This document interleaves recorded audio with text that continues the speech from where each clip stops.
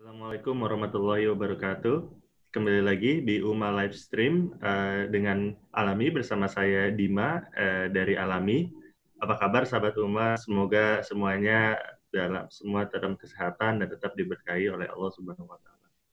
Tausiah online kali ini kita hasil kerjasama UMA dan Alami Syariah, dan kita akan membahas tips jiwa dan pikiran tangguh saat menghadapi kesulitan.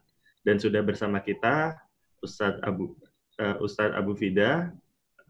Assalamualaikum Ustadz. Assalamualaikum warahmatullahi wabarakatuh. Ya, beliau adalah sosok yang sudah tidak asing lagi sepertinya di kita. Kita banyak lihat tausiahnya, alhamdulillah sangat relevan untuk ya kita nih yang di zaman sekarang. Nah, lalu dari Alami kita juga ingin mengumumkan bahwa kita juga ada program join dengan Aceh untuk distribusi masker gratis, Humanity Care Line, operasi pangan gratis, dan sedekah makan gratis. Detailnya ada di Instagram Alami Syariah di Hats. Nah, buat sahabat UMA yang ingin mengirimkan pertanyaan, bisa klik tombol pensil di bawah dan jangan lupa sertakan hashtag jiwa tangguh. Sekali lagi, hashtag jiwa tangguh. Sahabat UMA juga jangan lupa ajak keluarga dan sahabat sekalian dengan share link UMA Livestream ini. Pada bulan Ramadan ini, insya Allah akan ada tayangan UMA Livestream dari para asatidz, komunitas, serta influencer. Selain itu, ada juga program pesantren kilat dengan beragam misi seperti tahsin Al-Quran, tanya jawab dengan para asatidz, serta kuis dengan hadiah THR sudah menunggu sahabat UMA semuanya. Pastikan sahabat UMA bisa memanfaatkan UMA Livestream serta program Ramadan UMA, dan insya Allah berkah Ramadan kita dapatkan bersama. Nah, kita masuk nih dengan topik jiwa tangguh nih sekarang. Mungkin Ustadz bisa cerita nih, kita udah masuk insya Allah 10 hari terakhir di bulan Ramadan. Banyak dari kita yang yaitu tadi masuk ke bulan Ramadan bensinnya udah mulai menurun nih. 10 hari terakhir nih justru yang istimewanya. Nah, gimana cara nge-charge naik lagi, ataupun yang mungkin di 20 hari kemarin itu agak lalai gitu ya, dan sadar bahwa nih 10 hari terakhir itu sangat istimewa. Bagaimana kiat-kiatnya untuk memaksimalkan di 10 hari terakhir ini, apalagi zaman sekarang di physical atau social distancing nih Ustadz. Jadi pada mau itikaf biasanya rame-rame sama temen, nah sekarang ini kita nggak bisa. Jadi gitu sih Ustadz, gimana kiat-kiatnya? Silahkan Ustadz Abu Fida. Ya. Bismillahirrahmanirrahim. Assalamualaikum warahmatullahi wabarakatuh. Waalaikumsalam. Innal hamdalillah nahmaduhu wa nasta'inuhu wa nastaghfiruh. Wa na'udzu billahi min shururi anfusina wa min sayyiati a'malina. May yahdihillahu fala mudilla lahu wa may yudlilhu fala hadiya lahu. Asyhadu an la ilaha illallah wahdahu la syarika lah, takriran bihi wa tauhidan. Wa asyhadu anna Muhammadan abduhu wa rasuluhu amma ba'd. Allahumma la sahla illa ma ja'altahu sahla wa anta taj'alul hazna idza syi'ta sahla. Allahumma inna nas'aluka hubbaka wa hubba man ahabbak wa hubba amalin yuqarribuna ila hubbik birahmatika ya arhamar rahimin. Amin amin ya rabbal alamin. Faqala Allah ta'ala fi kitabil karim, a'udzu billahi minasyaitonir rajim. Ya ayuhan nas taqu rabbakumul ladzi khalaqakum min nafsin wahidah wa khalaqa minha zawjaha wa minhumma rijalan katsiran wa nisaa wattaqullaha alladzi tasaaluna bihi wal arham innallaha kana 'alaikum raqiba. Fa inna asdaqal hadits kitabullah wa khairul hadi hadi Muhammadin sallallahu alaihi wasallam. Syarrul umuri muhdatsatuha wa kullu muhdatsatin bid'ah wa kullu bid'atin dalalah wa kullu dalalatin finnar. Sadaqallahul azim wa sadaqa rasul karim. Alhamdulillahirabbil alamin. Mudah-mudahan liqa kita, perjumpaan kita, majelis kita pada malam hari ini selalu disertai dengan rahmat dan berkah dari Allah Subhanahu wa taala. Dan kita pun bermohon, kami bermohon untuk antum semuanya kepada Allah agar kita semua diberikan kesehatan, diberikan perlindungan, diberikan bimbingan dan juga kesabaran oleh Allah Subhanahu wa taala kepada kita agar kemudian kita bisa menjalankan ketaatan-ketaatan secara maksimal kepada Allah walaupun di tengah keterbatasan yang ada. Allah sudah bentangkan bumi ini begitu luas. dari barat ke timur, dari timur ke barat, dan dari utara ke selatan. Tapi saat ini kita merasa dunia ini atau bumi ini rasanya begitu sempit buat kita. Ya, kita nggak bisa kemana-mana, kita sulit sekali beraktivitas di luar rumah, dan kemudian lihat ada rasa kekhawatiran, rasa ketakutan yang kemudian masuk ke dalam relung-relung diri kita. Ya. Contoh, dulu ya kemarin-kemarin maksud kami, pada saat sebelum ada wabah COVID-19 ini, ya, kalau kita ada mendengar orang yang bersin atau kemudian mendengar orang yang batuk, itu rasanya biasa bagi kita. Tapi saat ini nggak biasa. Saya kemarin sempat mengisi kajian di depan anak-anak dari Sapma Pemuda Pancasila seluruh Indonesia. Dari Allah saya diangkat menjadi Ustadz Pembina di sana. Saya katakan kepada mereka, sejagoan-jagoannya kita, ya, sepreman-premannya kita dulu pernah menjadi preman seperti apa, tapi ternyata sama COVID cut juga. Satu makhluk yang kecil nggak kelihatan, tidak kasat mata dia. Ya. Namun karena kita nggak tahu musuh ini ada di mana, sehingga ada rasa khawatir. Dan bahkan kekhawatiran ini lihat, dengan orang-orang tercinta, orang-orang terdekat kita pun kita bisa kemudian khawatir. Pada saat mereka mulai panas badannya, mulai demam, mulai kemudian ada batuk-batuk sedikit, padahal ini adalah orang yang kita cintai. Saat itu dengan terpaksa kita pun menjaga jarak. Lihat ini. Pada saat Allah menginginkan suatu hal, ya maka mutlak absolut buat Allah itu. Absolut. Ada teman-teman yang menanyakan begini, Ustadz, sering di pengajian-pengajian, Ustadz, COVID ini adalah azab atau ujian sih sebetulnya? Azab atau ujian? Mungkin teman-teman juga pernah mendengar hal ini terlontar dari teman kita atau kita baca di pertanyaan di sosial media dan lain-lain gitu ya. Tapi kata-kata ini kemarin sempat banyak yang melontarkan dan menanyakan, apakah ini azab atau ujian? Sebelum kemudian kita mengatakan ini azab atau ujian atau bertanya tentang suatu hal, maka pahami dulu apa yang ingin kita tanyakan itu. Kita paham nggak dengan apa yang mau kita tanyakan? Kadang-kadang orang nanya, dia nggak paham dengan apa yang dia tanyakan. Supaya kelihatan apa? Eksis saja. Pengen nanya aja di situ. Pengen kelihatan namanya muncul. Ya, atau ingin mendebat dari ustadznya, mendebat dari asatidnya, mendebat dari teman-teman yang lain. Bisa jadi. Ya. Tapi pada saat dia mengetahui, kalau dia mengetahui apa sih sebetulnya ta'rif definisi dari azab itu, apa sih kemudian definisi dari ujian, dan kemudian dia melihat berkaca kepada dirinya, bahwa ternyata Allah hanya mengazab orang-orang yang tidak beriman kepada Allah, dan Allah memberikan ujian kepada orang-orang yang beriman kepada Allah. Ini jelas itu benang merahnya, bahwa azab itu untuk orang-orang yang tidak beriman. Gak mungkin Allah mengazab orang-orang yang beriman, tuh gak mungkin.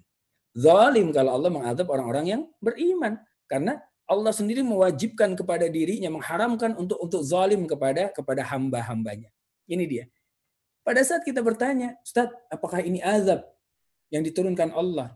Berarti dia sedang memposisikan diri dia sebagai orang yang tidak beriman. Kalau dia meyakini dia ini orang beriman, maka lihat, datang suatu musibah yang luar biasa, ini pasti akan dia anggap sebagai ujian. Ini dia. Nggak akan dianggap ini sebagai azab. Dan pada saat kemudian lihat ujiannya ditimpakan kepada dirinya, ada rasa ketakutan di awal. Astagfirullah. Begitu ya. Itu biasanya ada. Tapi kemudian sisanya ke depannya adalah timbul rasa gembira. Kok orang dapat ujian timbul rasa gembira? Iya. Kalau mereka memahami esensi dari ujian yang Allah berikan, maka ujian yang Allah berikan ini tidak lain tidak bukan adalah semata-mata untuk menaikkan derajat mereka di hadapan Allah nanti. Semata-mata untuk membuat mereka semakin taqarrub ilallah, semakin mendekat kepada Allah Subhanahu wa taala. Dan semata-mata ujian yang Allah berikan kepada hamba-hambanya yang beriman itu adalah untuk menaikkan kemuliaan hamba-hambanya dengan menambah ketakwaan. Inna akramakum indallahi atqakum. Sesungguhnya yang namanya kemuliaan itu di sisi Allah adalah ketakwaan, bukan harta, bukan kemudian jabatan, ya, bukan kemudian yang lain-lain, tetapi apa? Takwa. Kemuliaan di sisi Allah adalah takwa. manusia bisa dikategorikan manusia yang mulia atau tidak berdasarkan dengan ketakwaan dia di sisi Allah Subhanahu wa taala. Nah, pada saat kita sudah memahami ini, kita mendapatkan ujian, kita mengatakan alhamdulillah. Ya, atau yang biasa kita dengar yaitu inna lillahi wa inna ilaihi rajiun. Allah menguji dengan beberapa hal. Walanabluwannakum bisyai'in minal khauf wal ju' wa naqsim minal amwal wal anfus was thamarat wa basyiris sabirin. Alladzina idza asabathum musibah qalu inna lillahi wa inna ilaihi rajiun. Ini dia. Allah akan menguji kita semua itu. Karena ini janji Allah. Dengan apa? Dengan ketakutan. Dapat sekarang ketakutannya. Dengan kemudian apa? Dengan kelaparan. Mulai banyak menyebar kelaparan-kelaparan yang ada sekarang itu. Dan juga dengan apa? Wa naqsim minal amwal, berkurangnya harta. Kerasa nih sekarang kita nih. Tabungan mulai berkurang. Ternyata ya, social physical distancing ini bukan hanya membuat orang lain menjaga jarak kepada kita, tapi ternyata subhanallah, sekarang uang pun mulai menjaga jarak dari dompet kita. Ini dia. Ya, udah mulai ada jaraknya itu. Subhanallah. Nah, pada saat itu kemudian apalagi? Wal anfus, kata Allah. Dan dengan jiwa. Goncangan di dalam jiwanya. Tergoncang kita. Melihat di korban di sana ada sekian banyak. Korban di sana sekian banyak. Sementara kemudian apa? Yang dites makin banyak juga yang terjangkit. Pada saat ditanya, kapan ini akan berakhir? Wallahu a'lam. Wallahu a'lam.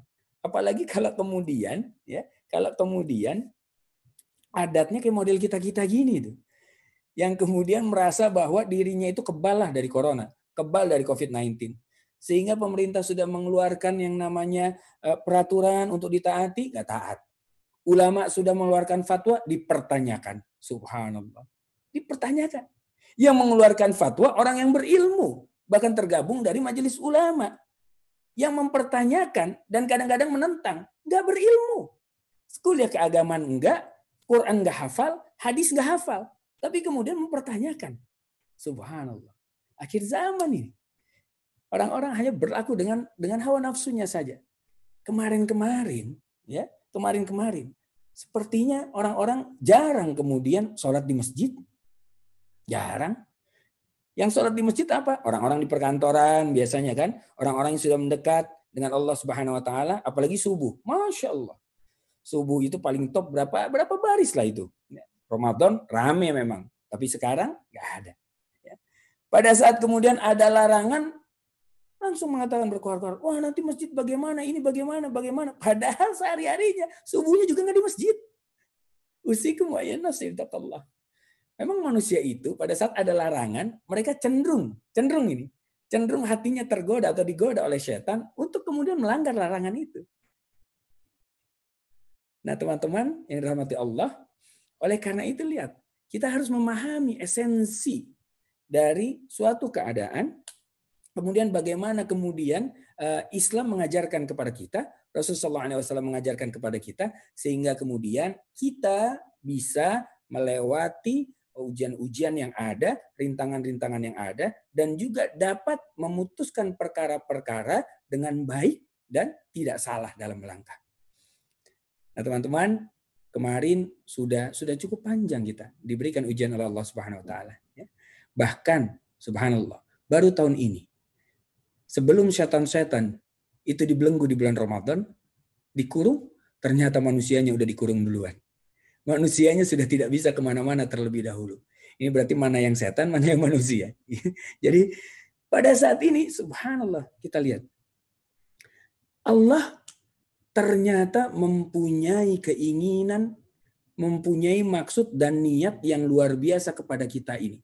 Allah ingin mengistimewakan kita ini. Kita ini semua yang hidup di zaman ini, yang mendapatkan ujian ini adalah hamba-hamba Allah yang istimewa. Walaupun mungkin ujiannya tidak seberat para sahabat pada saat perang Badar, tidak seberat para sahabat pada saat kemudian berjihad. Ya. Namun kita diberikan suatu keadaan yang mana keadaan ini kan keadaan luar biasa. Bukan hanya di Indonesia saja, tapi seluruh dunia. Seluruh dunia. Bayangkan, untuk kemudian memikirkan sesuatu kebijakan ekonomi, untuk kemudian mengangkat suatu peradaban. Diperlukan banyak sekali orang-orang yang ahli di bidangnya, pintar, pandai, jenius, menyusun suatu kerangka kegiatan dan juga planning ke depannya dengan jangka waktu yang tidak sebentar. Lama disusun. Ya. Itu memerlukan banyak orang. Tapi untuk menghancurkannya, Allah tidak membutuhkan banyak-banyak. Allah hanya butuh COVID-19. Teng, selesai. Kena semuanya seluruh dunia ini. Ada orang-orang yang kemudian suudzon sama Allah. Ada orang-orang kemudian mengeluh di hadapan Allah Subhanahu wa taala. Namun ada juga kemudian orang-orang yang mengambil pelajaran dan memahami bahwa apa? Masya Allah. Ternyata Ramadan tahun ini pun istimewa bagi kita. Ramadan tahun ini ditempelkan dengan bulan di mana kemarin kita terkena ujian yang dahsyat. Ya. Namun ada satu bulan yang menghibur kita yang dihadiahkan oleh Allah Subhanahu Wa Taala. Kita masih dipertemukan dengan bulan Ramadan. Sampai-sampai Rasulullah SAW mengatakan, Inna hadza syahra qad adarakum. Ya, sungguhnya telah datang menghampiri kalian satu bulan. Syahrul Ramadan allazi unzila fihil Qur'an.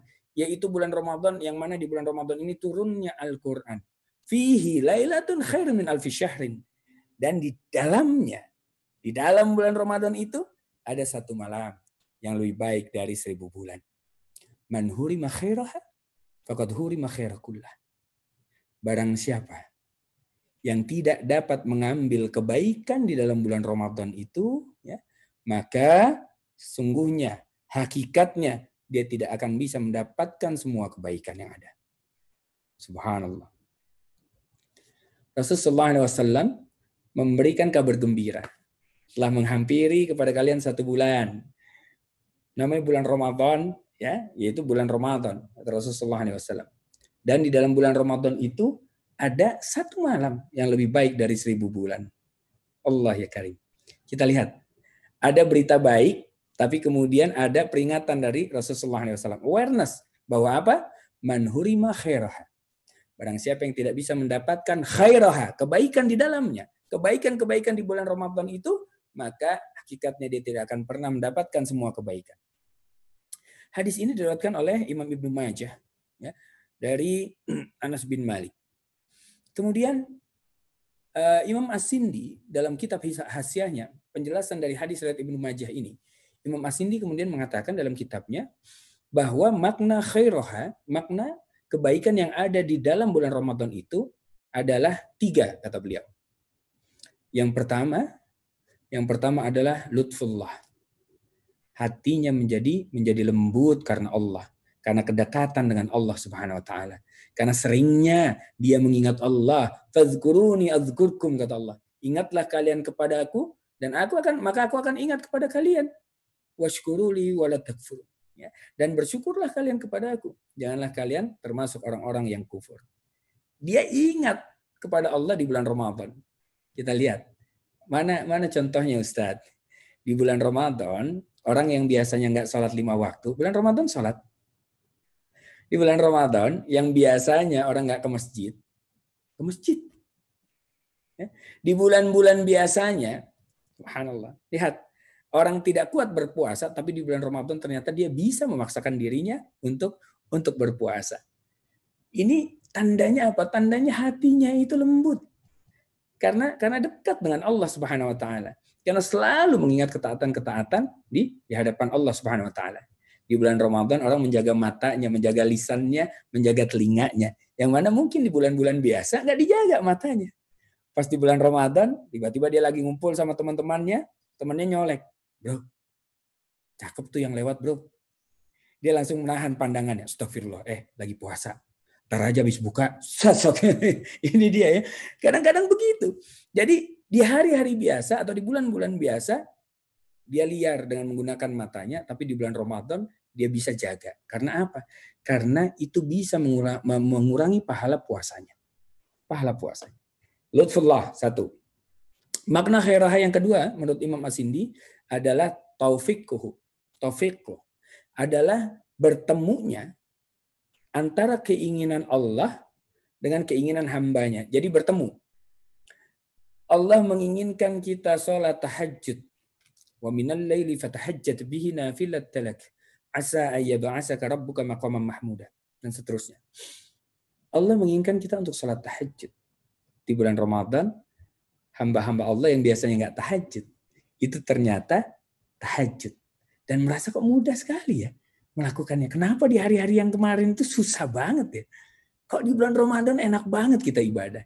Ini kadang-kadang tercetus, terlontar dari lisan kita. Memang subhanallah, masya Allah, tabarakallah. Memang beda bulan Ramadan ini. Allah menginginkan kita tahajud, kita melakukan tahajud. Ikhlas. Ya. Walaupun kadang-kadang tahajudnya dilakukan karena nunggu makan sahurnya belum selesai dimasak. Udah matang belum? Belum bisa sahur. Belum ini. Ya udah tahajud dulu deh. Pakai deh, tapi yang penting dia tahajud. Bertemu itu keinginan antara keinginan Allah dengan keinginan hamba. Sehingga pada saat Allah mengatakan di dalam Quran, ya, dan di sebagian malam itu, berdirilah kalian untuk melakukan sholat tahajud.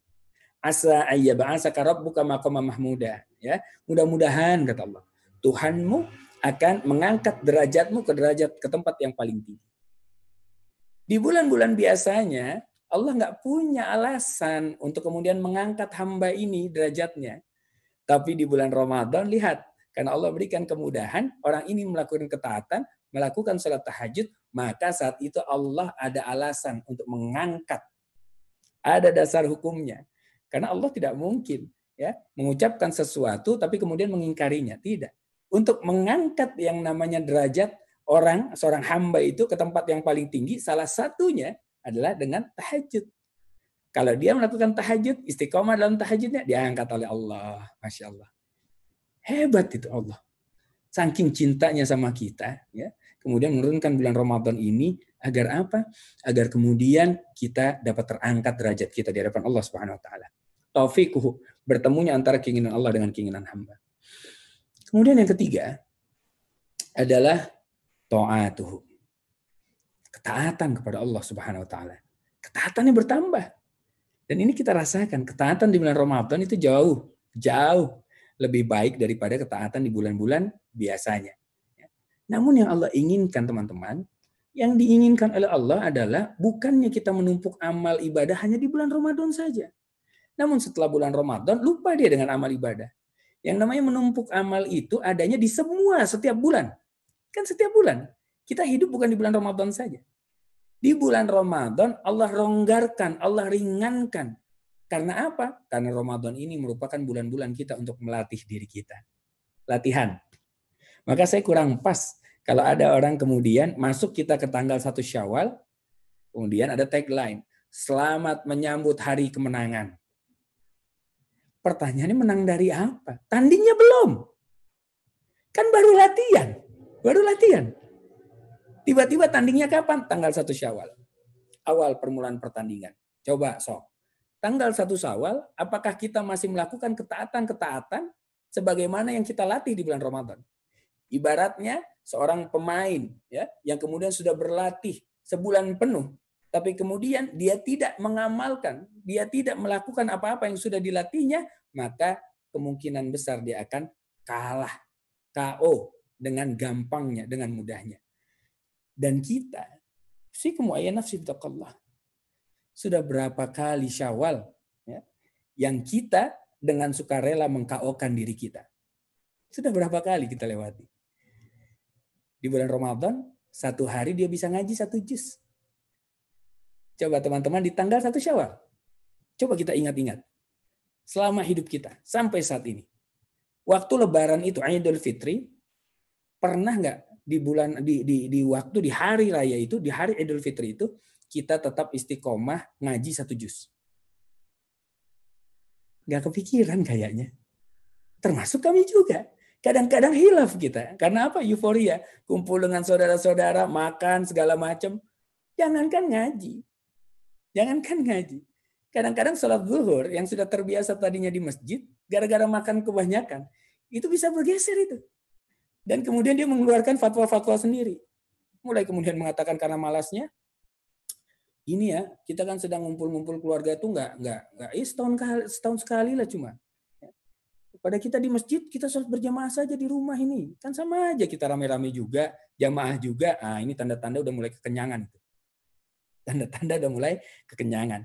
Sehingga kemudian bisa terpecah satu keluarga pada saat tanggal 1 Syawal.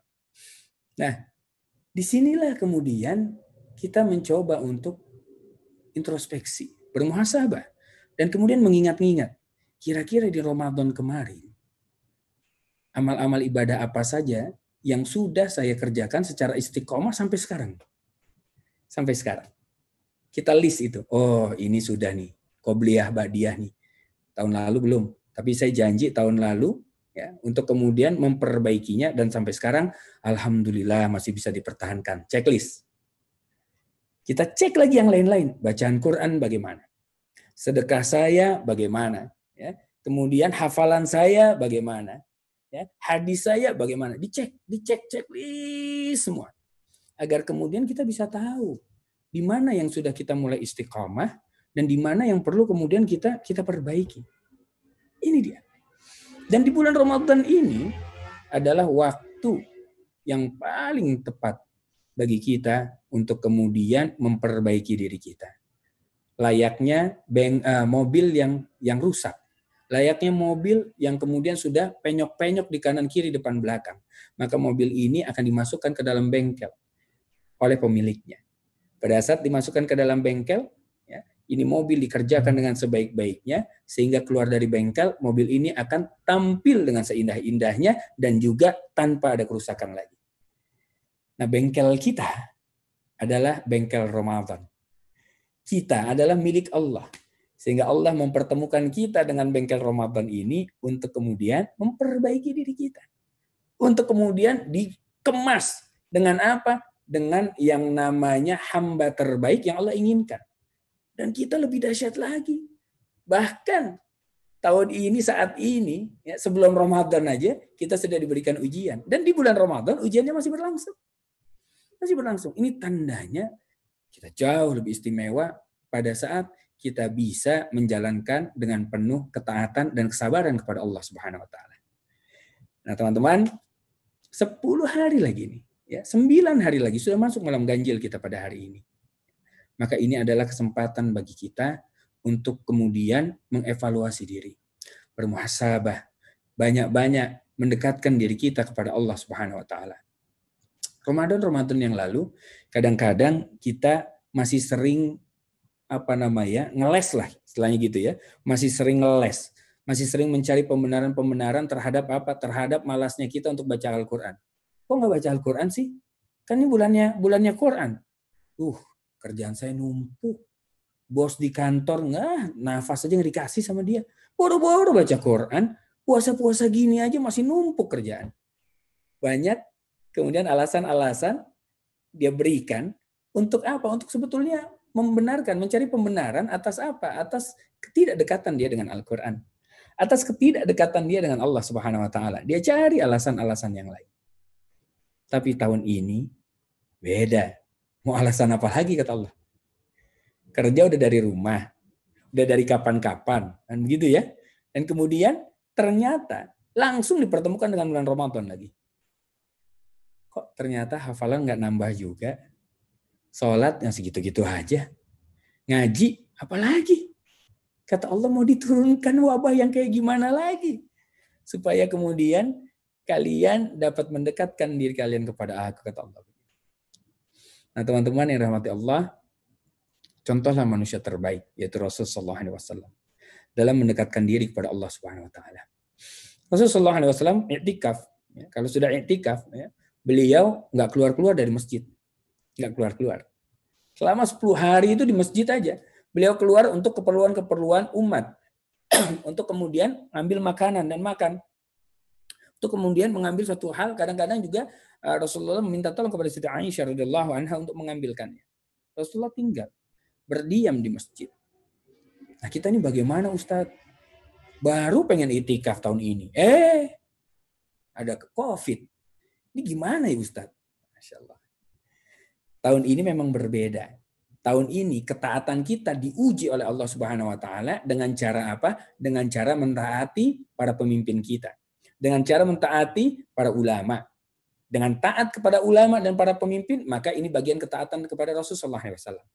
Pada saat kita taat kepada Rasulullah SAW, maka ini bagian dari ketaatan kepada Allah Subhanahu wa taala. Atiullah wa atiur rasul wa ulil amri minkum mastata'tum. Taatlah kepada Allah dengan cara taat kepada Rasulullah dan juga kepada ulil amri, para pemimpin kalian, pemimpin negara, pemimpin daerah, pemimpin agama, pemimpin perusahaan. Taati. Selesai. Kalau kita merasa kita ini adalah orang-orang yang beriman. Ini sekarang kadang-kadang enggak. Dia mah tidak membuat kebijakan. Dia mah hanya sebagai rakyat saja misalnya ya. Enggak memberikan solusi, tapi kemudian mencaci maki. Dan dia malah menjadi agen-agen menyebarnya virus ini kemana-mana. Disuruh jangan mudik, mudik duluan. Diminta untuk tidak kemudian keluar rumah, kalau tidak ada hal-hal yang mendesak, malah dia lontarkan. Tawakal kepada Allah. Takut tuh sama Allah, jangan sama COVID. Subhanallah, Masya Allah. Ini dia. Yang ngomong kita takut sama COVID siapa? Kita takut adalah apa? Pada saat kita terkena, ya, terkena dengan kelalaian yang kita buat, takutnya kita malah menjauh dari Allah, bukan makin taat. Jangan kita kira ada orang yang terus kemudian diberikan sakit oleh Allah, diizinkan untuk sakit, itu bisa membuat mereka makin taat kepada Allah. Belum tentu. Berapa banyak kita lihat orang yang sakit, malah makin nyebelin itu. Ada. Udah mah kita rawat, sakit beliau ini, dirawat begini salah, ditolongin begitu salah, dibeginikan maki-maki. Subhanallah. Sudah mas sakit, tersiksa dirinya, menyakiti hati orang lain. Jadi belum tentu orang yang diberikan sakit itu kemudian bisa mendekat kepada Allah Subhanahu wa taala. Nah, hidayah ini adalah domainnya Allah. Kesempatan untuk mendekat kepada Allah itu pun adalah hak prerogatif Allah Subhanahu wa taala. Ada orang-orang yang malam hari ini tadinya berkeinginan untuk kemudian taqarrub ilallah, mendekatkan diri mereka kepada Allah, tapi ternyata Allah menjauh dari mereka. Karena apa? Karena ada hal-hal yang Allah pandang kurang pas. Allah benci dan bahkan mungkin Allah murka. Orang itu mau mendekat, tetapi Allah tidak menginginkan orang itu Allah mendekat kepada Allah Subhanahu wa taala. Tadinya mau ikut ngaji di sini, tapi ternyata kedistract pikirannya dengan urusan-urusan duniawinya, dengan urusan-urusan yang lain yang mungkin tidak ada manfaatnya atau kurang manfaatnya. Tapi kita semua yang hadir pada malam hari ini adalah hamba-hamba Allah yang jelas sekali. Allah menginginkan ada kebaikan di dalam diri kita. Di dalam Kitabul Ilmi, di hadis nomor 71, Rasulullah SAW bersabda, "Man yuridillahu bihi khair yufaqihu fiddin." Barang siapa yang Allah inginkan ada kebaikan di dalam hatinya, maka akan dipahamkan dia tentang agamanya. Paham dia tentang agamanya. Dia tidak menjalankan agama ini dengan ikut-ikutan. Dia tidak menjalankan agama ini hanya sebatas ritualitas belaka. Namun dia menjalankan agama ini dengan ilmu, dengan kesungguhan, dan juga dengan keikhlasan. Bahkan Allah memperingatkan kita, wala taqfu ma laysa laka bihi ilm inna as-sam'a wal basara wal fu'ada kullu ulaika kana anhu mas'ula. Dan janganlah kalian mengikuti suatu hal yang kalian tidak mempunyai ilmu di dalamnya, tidak mempunyai pengetahuan di dalamnya. Karena sesungguhnya pendengaran, penglihatan, dan juga apa yang sudah tetap di dalam hati itu semua Allah akan mintai pertanggungjawaban. Apalagi ini berkaitan dengan ibadah-ibadah. Ya. Maka kalau udah urusan ibadah, jangan kemudian jadi kreatif. Urusan ibadah itu sudah dicontohkan oleh Rasulullah SAW lengkap, jelas. Dan yang paling mengerti dengan agama ini ya adalah Rasulullah SAW. Yang paling mengerti, apalagi ritual-ritual ibadahnya. Kita Rasul bukan, Nabi bukan, ulama bukan, kreatif. Nambah-nambah di persoalan ibadah. Padahal jelas kalau ibadah udah jangan ikuti aku, kata Rasulullah. Tapi urusan dunia silahkan. Kalian yang memfikirkan. Karena apa? Bisa jadi kalian lebih pandai dan mengetahui daripada aku. Kata Rasulullah SAW. Ini kan jelas ini pesannya.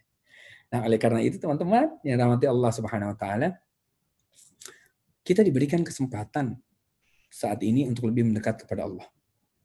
Di 10 hari terakhir ini, maka mendekatlah kepada Allah Subhanahu wa taala. Sekarang ada yang namanya kaidah kedaruratan itu, darurah itu. Ya. La darara wa la dirar, kata Rasulullah SAW. Janganlah kalian membahayakan diri kalian dan juga membahayakan diri orang lain. Oleh karena itu dasar dalil ini dengan dalil yang lain-lain itu, kemudian Majelis Ulama Indonesia mengeluarkan fatwa ada 9 poin.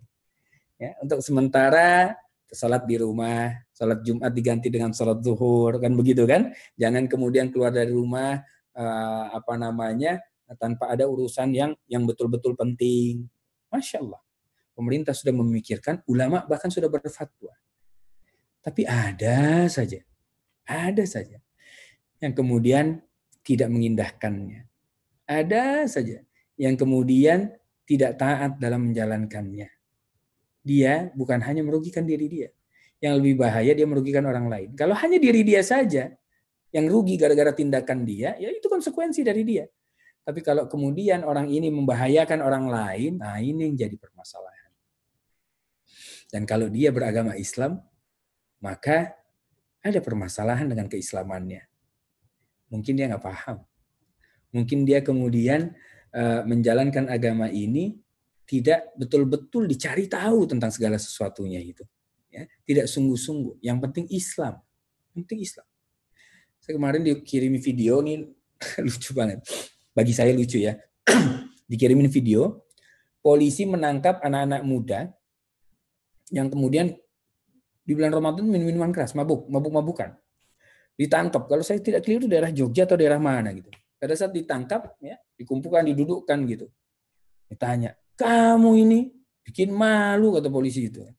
Tanya, kamu agamanya apa? Islam, Pak. Islam apa kamu? Islam minum-minuman keras, Islam mabuk-mabukan. Islam, Pak, katanya. Kenceng dia, karena mungkin lagi mabuk ya. Ya Islam apa kamu? KTP saya Islam, katanya. Subhanallah. Jadi dasar argumen dia adalah KTP-nya Islam. Sehingga kemudian dia berhak untuk mengatakan dirinya Islam. Padahal tingkah lakunya tidak mencerminkan seorang Muslim. Tingkah lakunya tidak mencerminkan orang yang taat kepada Allah. Bahkan tingkah lakunya membuat agama kita terkadang terkena fitnah dan ditertawakan oleh orang-orang di luar sana, oleh musuh-musuh Islam. Gara-gara apa? Gara-gara ada seorang hamba ya yang mengaku beragama Islam, tapi kemudian mereka masa bodoh atau tidak mau tahu terhadap agamanya sendiri. Teman-teman yang dimuliakan Allah Subhanahu wa taala, dikatakan fihi lailatun khairun min alfi syahrin. Bahwa ada satu malam lebih baik daripada 1000 bulan. Satu malam ini adanya di bulan Ramadan. Tidak ada di bulan-bulan lainnya. Apakah bulan Ramadan itu menjadi mulia gara-gara ada satu malam ini? Enggak. Bulan Ramadan itu jadi mulia karena apa? Karena di bulan Ramadan itu diturunkannya Al-Quran. Dan malam itu menjadi mulia karena pada malam itu pun diturunkan Al-Quran oleh Allah Subhanahu wa taala. Sehingga yang membuat mulia itu adalah Qurannya. Quran. Ya. Dan teman-teman,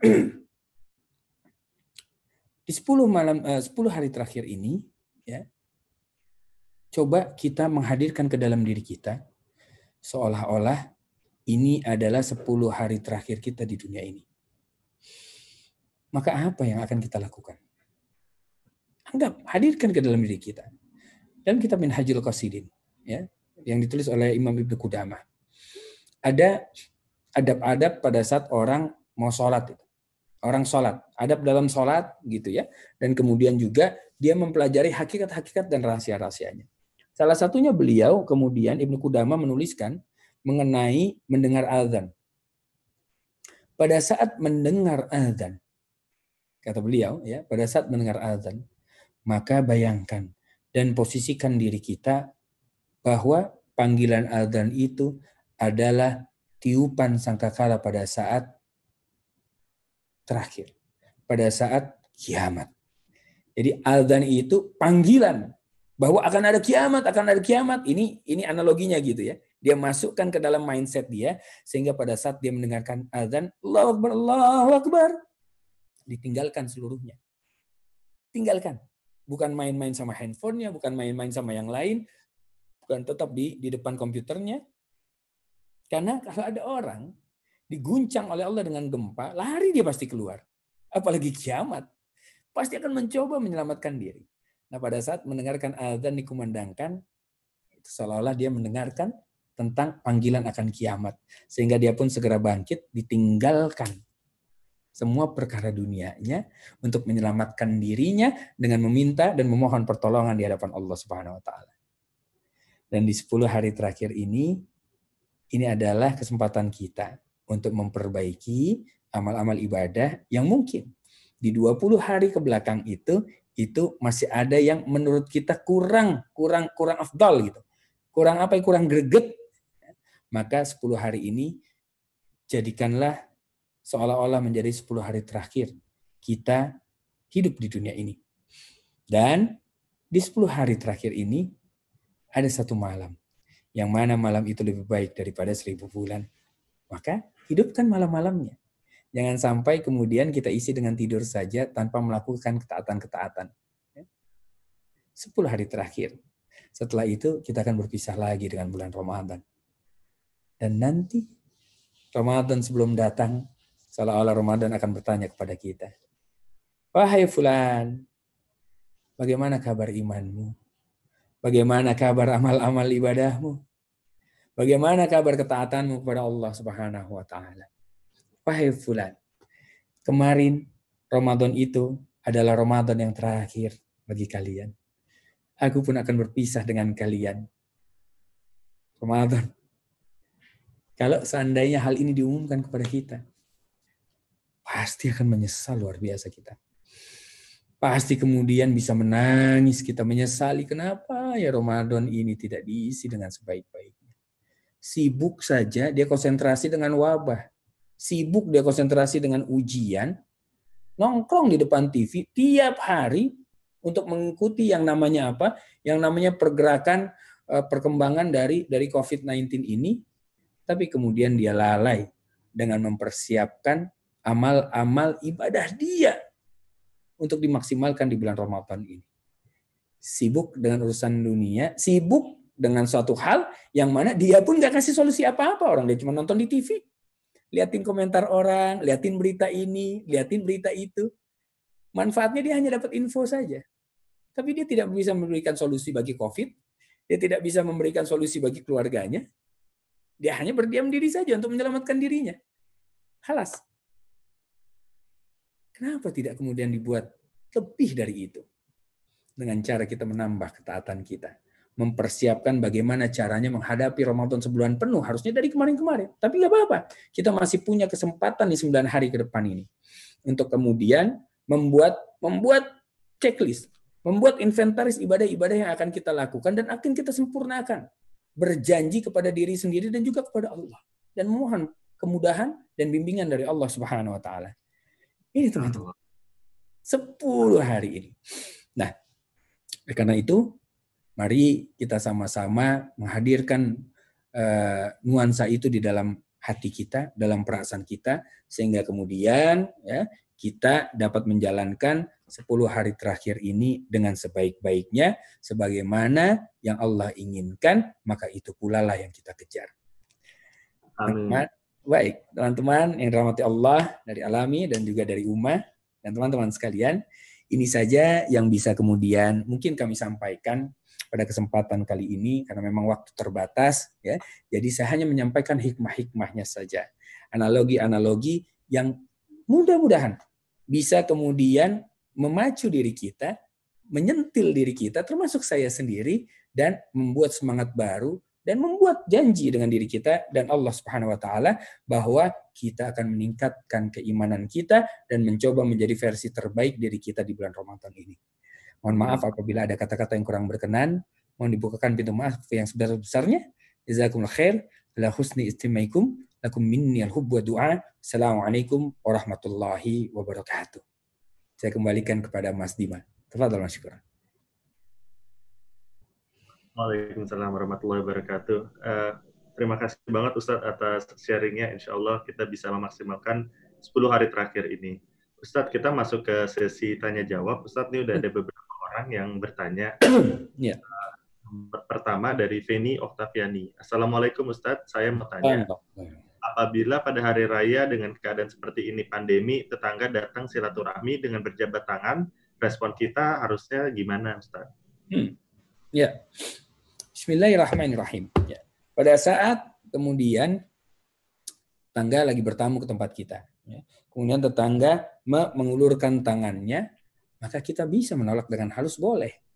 Punten. Maaf. Takut saya nanti menularkan. Khawatir. Bukan dari Anda. Saya khawatir tadi habis megang apa-apa, ya. Kemudian kalau menyalami atau salaman dengan Anda, malah saya bisa menularkannya. Memang belum kerasa sekarang, tapi sebaiknya saya menjaga agar jangan sampai saya zalim terhadap diri Anda. Padahal itu tamparan keras itu bagi tetangganya, dia yang ngulurin tangan, ya kan? Tetapi kita minta maaf. Maaf. Nah, ini adalah adab sebetulnya. Adab yang kita kemudian bisa lakukan. Mungkin ada pilihan lain yaitu apa? Pada saat tetangganya ngulurin tangan, dia bilang, maaf, kok nggak ngikutin ini sih anjuran? Kan kita jangan berjabat tangan lah, jangan begini-begini. Nah, ini ada dua orang berbeda. Kira-kira antum, pada saat mendengar dua orang berbeda ini, kira-kira lebih condong kepada yang mana? Yang pertama tadi pastinya kan? Yang pertama tadi. Dia sebetulnya sedang menasihati kita, tetapi seolah-olah dia minta maaf terhadap dirinya. Untuk apa? Untuk keselamatan kita. Untuk kepentingan kita. Ini dia, Masya Allah. Ya. Dan yang namanya orang mukmin itu, orang beriman itu, dia tidak mengeluarkan kata-kata yang buruk dari lisan dia. Ya.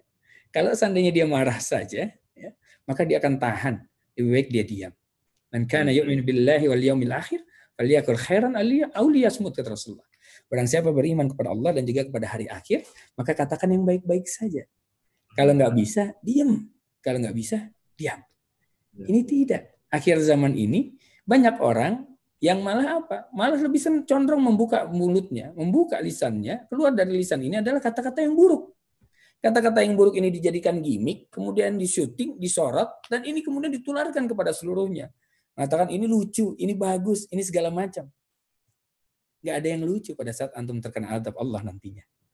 Nggak ada lucu-lucunya lagi. Nggak ada lucu-lucunya. Kita di dunia ngerasa kayaknya lucu. Padahal nggak semua orang juga memandang itu lucu. Ya kan? Saling mencela satu dengan yang lain. Tidak. Tapi pada saat seseorang berkata dengan baik kepada orang lain, dan orang lawan bicaranya membalas dengan baik juga, maka seluruh orang akan memandang dan suka kepada mereka berdua. Karena yang keluar baik-baik saja. Tapi pada saat yang keluar celah-celahan, ada yang suka, banyak yang tidak suka. Nah, maka pahami adab-adab dalam melakukan segala aktivitas, sehingga kemudian kita bisa menjaga diri kita untuk kemudian tidak menyakiti perasaan orang lain. Jadi kalau tetangga minta salaman, kita langsung bisa mengatakan seperti itu. Maaf sekali, saya takut saya menularkan Anda. Padahal kita itu mafhum mukhalafah, kebalikannya itu kan, reverse psychology itu. Terus ngeluarin gue lagi. Tapi kata-kata yang keluar dari lisan kita, maaf, saya takut saya menularkan Anda. Masya Allah. Mudah-mudahan bisa dipahami, insya Allah. Jazakallah. Pura-pura batuk, Ustadz, jadi tetangganya juga langsung tarik lagi tangannya gitu ya. Iya, kalau dia paham. Kalau dia cuek, iya sih. Dia ambil juga tangan kita begitu. Ada 3 pertanyaan lagi, Ustadz nih. Dari Obis Raskal. Mengapa setiap manusia selalu diberikan Allah Subhanahu Wa Taala ujian, dan bagaimana cara menghadapinya ketika sudah nggak kuat untuk bersabar? Nah, ini lagi zaman gini kan mungkin orang sabar, tapi ekonomi susah, keluarga juga di rumah stres, anak-anak teriak segala macam nih. Mungkin kesabaran udah banyak yang udah di ujung batas nih, Ustadz. Mungkin bisa mana caranya? Ya. Bismillahirrahmanirrahim. Wa ma min dabbatin fil ardi illa Allahi rizquha. Illa Allahi rizquha. Dan di dalam ayat tersebut Allah menjelaskan bahwa binatang melata saja yang ada di dunia ini, binatang-binatang melata, itu Allah sudah jamin rezekinya. Allah sudah jamin rezekinya. Binatang melata nggak punya akal seperti kita. Ya, jauh dibandingkan dengan kemuliaan manusia. Binatang melata yang ada merayap di muka bumi ini, Allah jamin rezekinya. Masa kita yang lebih mulia dari binatang melata itu, Allah tidak kemudian jamin rezeki kita? Nggak mungkin. Bahkan kemudian dalam ayat lain Allah menjelaskan bahwa apa? Nahnu qasamna bainahum ma'isyatahum fil hayatid dunya, kata Allah. Kami sudah menetapkan penghidupan kalian itu masing-masing, sendiri-sendiri. Jadi tiap orang itu Allah sudah tetapkan kehidupannya masing-masing. Kehidupannya masing-masing. Tinggal yang diperlukan adalah tawakal. Tawakal kepada Allah. Tawakal itu di depan makanya. Tawakal itu bukan pada saat kita sudah merasa hampir putus asa, baru kemudian kata-kata tawakal itu kita ucapkan. Ya udah, saya pasrah aja kepada Allah Subhanahu wa taala. Nyerah san. Harusnya di depan. Harusnya di depan diucapkan itu. Dan keyakinan ini ya memang orang berbeda-beda. Makin tinggi keimanannya, makin tinggi ketakwaannya, maka dia akan makin yakin dengan janji-janji Allah Subhanahu wa taala. Yakin. Saya pun sendiri pernah mengalaminya. Ya, tapi ini panjang sekali kalau mau testimonial di sini begitu ya. Yang penting adalah apa? Berpegang teguh terus di jalan Allah. Jangan pernah ragu, jangan pernah suudzon kepada Allah Subhanahu wa taala, ya. Karena apa? Mudah bagi Allah memberikan kita dunia dengan isinya kok. Sampai saat ini pun kita masih bisa makan. Walaupun kadang-kadang makan itu diberikan oleh orang lain. Gak harus kita yang menghasilkan uang kemudian kita makan. Enggak. Kadang-kadang kita bantu orang lain saja, kemudian orang lain memberikan makan kepada kita. Itu kan rezeki bagi kita. Karena kita tidak dekat dengan Allah. Kita tidak memahami ayat-ayat Allah. Apa yang Allah firmankan kepada kita. Jadi hati kita jadi sempit. Ya, akal kita jadi terbatas. Ya, nalar kita nggak jalan. Sehingga kemudian timbul yang namanya apa? Timbul yang namanya pikiran-pikiran yang tidak baik. Yang mana pikiran ini yang akan mengikis kesabaran kita. Jadi tawakal. Dan memang Ustadz mah enak aja ngomong begitu. Gak ngerasain sih Ustadz. Subhanallah. Saya pernah merasakannya. Pernah. Antum pernah gak ngerasain? Tabungan antum, di dalam tabungan, ya, itu isinya tinggal 20.000, sementara antum punya 1 istri dan 2 anak. Tabungan 20.000. Di tabungan. ATM aja itu udah nggak mau ngeluarin, padahal masih ada uangnya 20.000. Nggak mau, minimal 50.000. Ya, 20.000. Keadaannya di rumah ada istri, ada 2 anak, yang mereka menunggu ayahnya, suaminya untuk pulang dan memberikan makanan kepada mereka. Saat itu saya hanya bisa menangis kepada Allah, memohon kepada Allah, dan yakin nggak mungkin ini, nggak mungkin. Pada saat saya sudah berjalan menuju Allah, mencoba menjelma menjadi orang hamba yang bertobat kepada Allah, gak mungkin Allah akan membiarkan saya. Gak mungkin.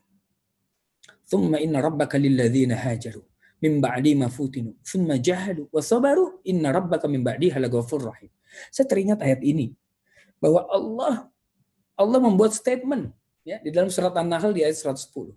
Thumma inna rabbaka lilladzina hajaru. Kemudian kata Allah, sungguhnya Tuhanmu itu adalah pelindung bagi orang-orang yang hijrah. Mim ba'di ma futinu. Setelah mereka mendapatkan ujian terlebih dahulu. Oh iya ya. Saya menyatakan udah hijrah nih. Gak akan melakukan yang ini. Meninggalkan semampu saya untuk meninggalkan dosa-dosa masa lalu. Ya, bertahan di situ. Ternyata Allah uji lagi. Nah, kalau kita paham, kalau kita mendekat kepada Allah, ya, dan kita paham dengan ayat-ayat Allah ini, kan Allah tidak mungkin mengingkari janjinya. Pada saat kita ingat, oh iya ya Allah, benar. Orang hijrah harus diuji dulu. Allah berikan kunci jawabannya lagi kemudian. Apa? Tsumma jahadu wa sabaru. Kemudian dia berjihad. Maksudnya dia kekeh gitu. Dia bertahan di dalam ujian yang Allah berikan itu. Wa sabaru. Dan dia sabar. Lihat apa kata Allah? Inna rabbaka, sungguh Tuhanmu, mim ba'diha laghafurur rahim. Setelah itu semua dijalankan oleh seorang hamba. Dia menyatakan beriman, dia kemudian bertaubat, kemudian Allah berikan ujian, dia bertahan dalam ujian itu, dan juga dia sabar dalam menjalankan ujian atau kemudian kesempitan-kesempitan yang Allah berikan kepada kita. Maka lihat, kata Allah, inna rabbaka, sungguh Tuhanmu setelah itu maha pengampun, lagi maha penyayang. Saat 20.000 rupiah itu ada di tabungan saya, Saya mengatakan kepada Allah, ya Rabb, hamba ridha. Tidak ada sepeser pun uang di tabungan hamba. Yang penting, Engkau mengampuni dosa-dosa hamba di masa lalu, ya Allah. Dosa-dosa istri hamba. Hamba siap menghadapi tangisan istri hamba, kesedihannya. Karena hamba bisa menenangkan jiwanya. Hamba siap menatap tangisan dari anak-anak hamba, mendengarkan keluh kesah mereka karena kelaparan. Tapi hamba pun bisa menenangkan mereka. Tapi sungguh ya Allah, hamba tidak akan pernah bisa tenang pada saat hamba mengetahui bahwa Engkau tidak mengampuni dosa-dosa hamba. Jalan. Pada saat itu, Masya Allah, saya dapat telepon bahwa apa? Bahwa ada bekas partner saya di zaman jahiliyah saya, itu nyari-nyari saya. Nyari-nyari saya. Saat itu saya punya hutang $5 juta. $5 juta. Hutang saya. Karena usaha pertambangan saya dulu. Jadi hutangnya bukan 100 ribu, ya, 20, enggak, 5 juta. Enggak tanggung-tanggung. Bayar dari mana? Wallahu alam. Aset mau dijual semua juga nggak nutup. Tapi 5 juta itu karena apa? Saya mengambil investasi, ya, ambil, ya, nanti akan dibayar dengan raw material dari tambang itu. Tapi ternyata di shutdown sama pemerintah. Saya ingat sekali waktu itu ada peraturan yang kemudian dikeluarkan dari SDM bahwa tidak boleh ekspor pasir besi dalam bentuk raw material. Nggak boleh. Jadi harus berbentuk setengah jadi gitu. Atau bahkan ingot. Oh, investasi di mana? Sementara tempat saya adalah jauh sekali di Bima, Nusa Tenggara Barat. Ya. Subhanallah. Nah, saat itu saya bermohon kepada Allah, tiba-tiba handphone masuk, saya dicari katanya sama mantan investor saya. Mantan investor saya itu orang dari Guangzhou, dari Cina. Nah, saya deg-degan. Ini jangan-jangan nagih hutang ini. Nagih hutang makin deh saya. Itu kan ada rasa khawatir itu. Tapi enggak lah, enggak apa-apa. Bismillah. Ya bilang aja belum ada. Akhirnya saya hubungi. Pada saat saya hubungi dia senang sekali. Karena memang katanya udah kangen gitu. Ternyata partner saya itu menjadi orang terkaya nomor 2 di Guangzhou.